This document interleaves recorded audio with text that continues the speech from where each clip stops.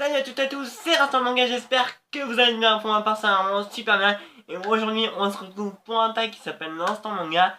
Je me suis fait taguer par Ultimate Manga, je le remercie vraiment. Je vous mettrai le lien de sa chaîne dans la description. Sur ce les amis, bonne vidéo.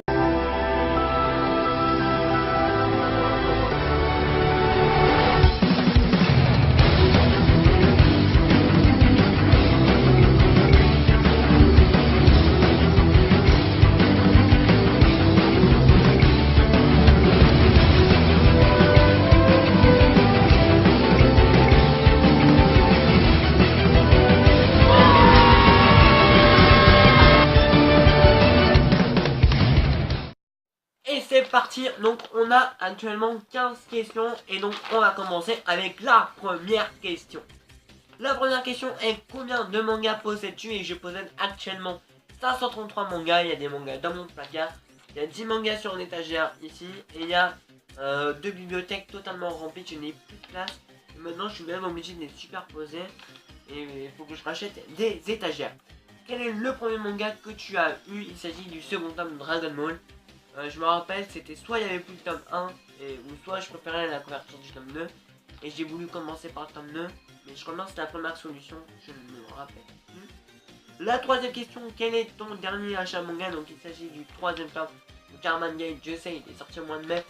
Mais avec les vacances des maisons d'édition, on en profite pour compléter les petites séries par-ci par-là. La quatrième question, quel est le manga le moins cher de ta collection? Ça franchement je ne sais pas, mais les moins chers c'est ceux que j'achète en occasion, soit Gilbert Joseph entre 4,50€ et 5,10€ ou 20€, ça dépend.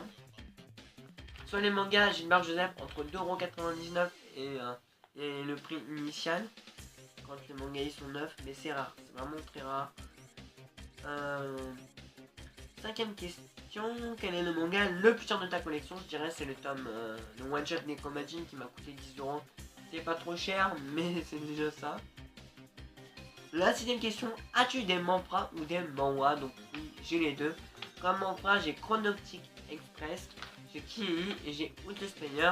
Et en manhwa, j'ai Acromancer Aradi et un autre manga, un one shot de l'auteur de Aradi, je ne sais plus le nom.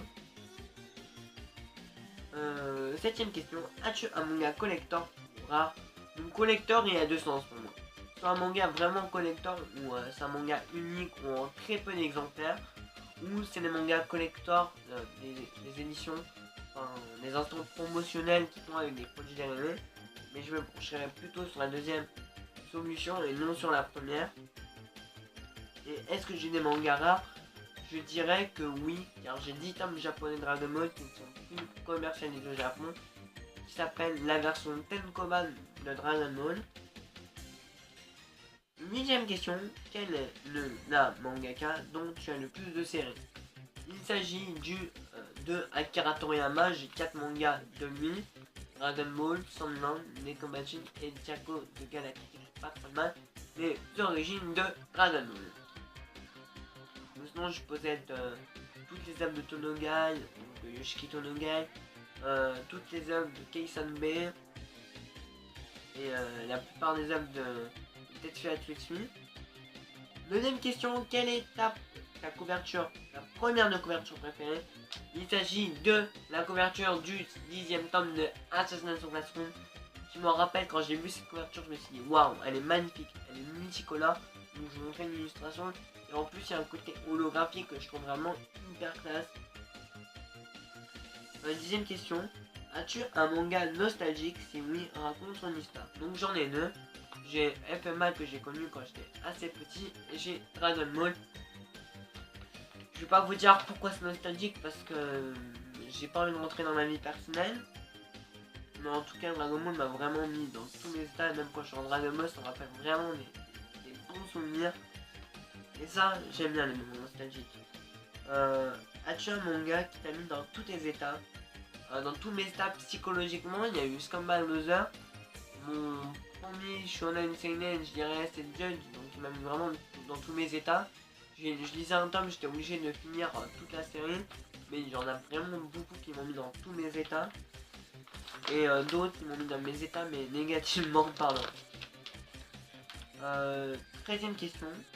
Possèdes-tu un manga en VO. Donc oui, je possède des mangas en VO, même 10 tomes de Dragon Ball en japonais, comme je vous l'ai dit, 10 tomes de la Tenkoban édition. 14e question. As-tu lu des mangas Eishi ou Hentai? Donc il y a Fairy Tail, on peut dire comme ça, parce qu'il y a pas mal de Eishi. Pour rien, surtout, il y a Deathstream. Deathstream, ça prend le Eishi et le Hentai, donc je mettrai plutôt Deathstream dans cette question.